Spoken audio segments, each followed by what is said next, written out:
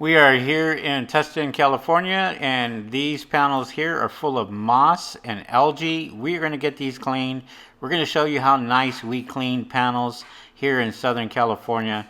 So stay tuned for that as we get all this algae cleaned from these panels from ocean spray and everything else. See you guys in a bit. All right, guys, here is the second conclusion on this. A lot of heavy moss and stuff that was on the panels. Everything is done now, nice and clean. As you can see how nice and beautiful a job this did. Even the edges right here, nice and clean, as you can see. Clean. Looking at every single cell on here, and it is spotless.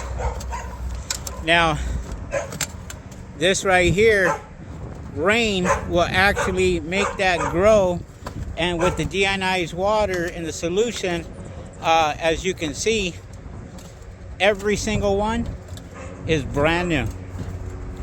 Brand new.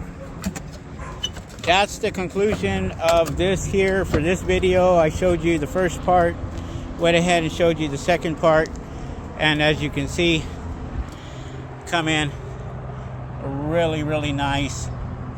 Here's the edge. Try to do the best we could, had nice and clean, and here's the results, guys. There you go.